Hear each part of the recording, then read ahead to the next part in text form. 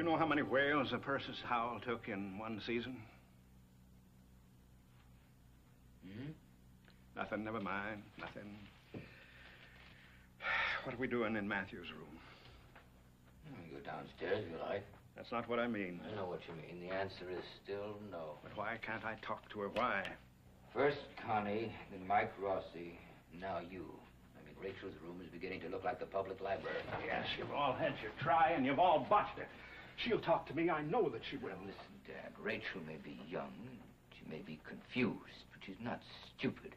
One more person hammering away at her, and we're liable to drive her so far into herself that we may never get her back again. I'm not going to hammer her. We're just going to have to let things cool down, that's all. Yes, because you attacked instead of trying to understand. No, it's because she's frightened, Dad.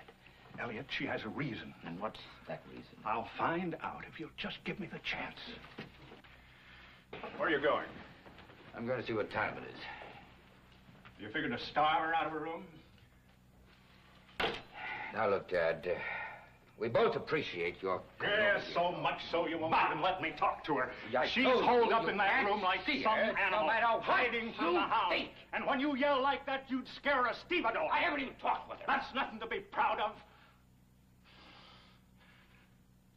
I need some more coffee. No. Wait a minute, Elliot. I don't want to talk anymore. Let's not shout I this think we've time. talked Just enough. listen to me. Please, listen to me. I've been Rachel's friend ever since she first came into this town, scared and confused, just like she is now. But I never doubted her. I never accused her of anything. So she still trusts me, and I trust her. And that's more than can be said for any of you. You can't see her, Dad. Not just yet. Not just yet. Some other time. Come back tomorrow. Go play some... Right, that's not... All right. If you want to act like a 2-year-old that won't share his ice cream cone, it's all right with me. I don't have to play your silly game. Where you going? Dad? Dad? Rachel, could I talk to you for a moment? You come away from the door, Dad. Rachel, can I come in? You're not helping things, Dad, at all. She needs someone. Now isn't the time. Now is exactly the time. Dad. Then you talk to her. Not yet. Don't question her. Don't accuse. Just talk. I can't talk to her, She Dad. thinks of you as a father. Don't turn your back. I have a daughter, and she's the only one that I can worry about right now. I'm going to worry about Rachel. Listen to me, Dad. This is the game. I'm not playing. Stop it. You both say you care so much, and you show it so little.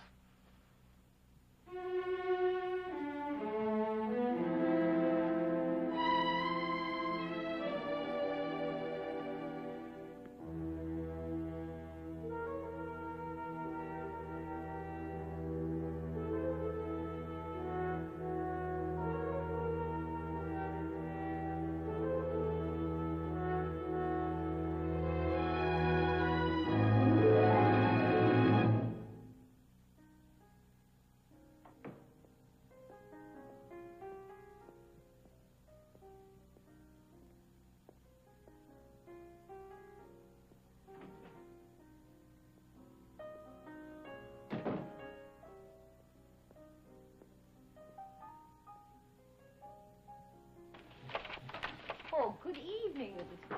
Hello. Table for two? Only if you'll have some coffee with me. I'd like that. Pick your table and I'll get the coffee.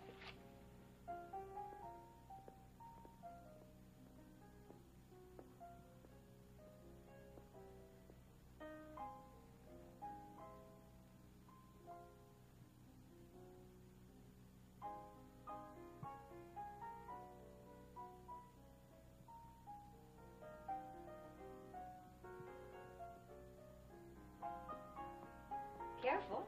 What? It's hot, the coffee.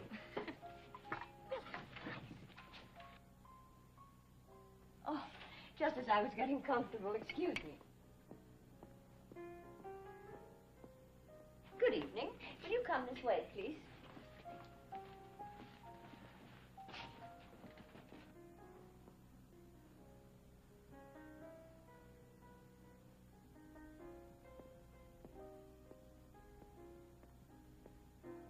Good evening, Mrs. Court. The host has already said that. Oh, I didn't know originality counted. Well, shall I be very polite and sophisticated and say hello to Stephen? I hope you brought your sleeping bag. Well, I know that's fraught with meaning, but He's out of town. well. That's pretty front, too. Well, I'd best be buzzing off. Oh, it's Frances.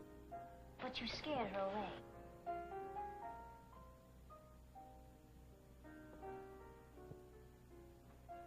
Well, if you're going to go, go. If you're going to stay, stay. But stop doing that little dance. You're making me dizzy. Well, I don't want to compromise you. You couldn't. With an invitation like that, how can I refuse?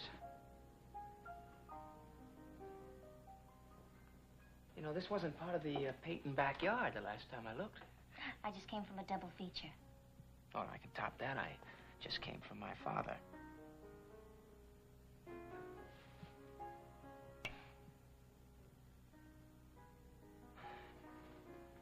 Hello, Stephen. Come in, please.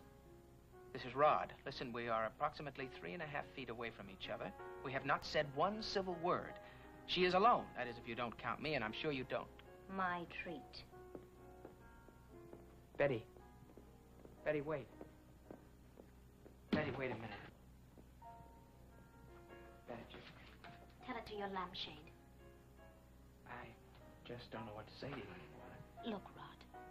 If you want to blame me for your grandfather's will, fine. If you want to take your dislike for Stephen out on me, that's fine, too. But why don't you send me a poison pen letter? It'll be a lot easier on the both of us. I can't see you. I can't be near you without Stephen lurking behind some bush. Betty, I can't even think about you without feeling guilty. Stephen's my husband. Don't I know it? Well, he has the right to... To spy on you?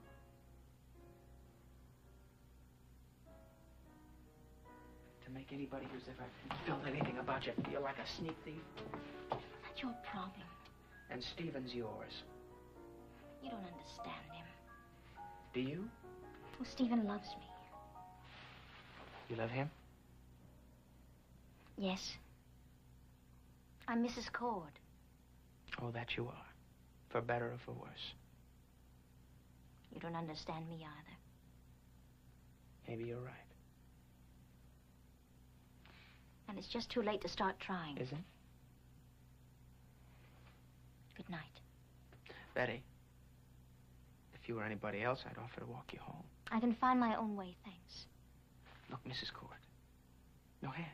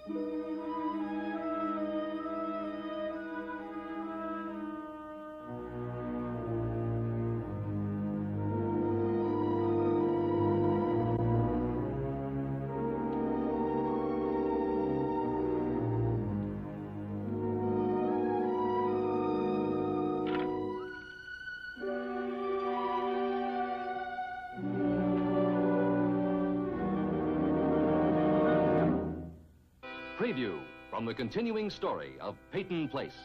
One move, one word might set him off. There's no telling what he might do. You can't afford to take that chance. Elliot, promise me you'll let the police handle this.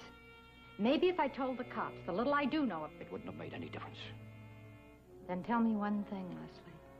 Why are you in such a sweat? Patty.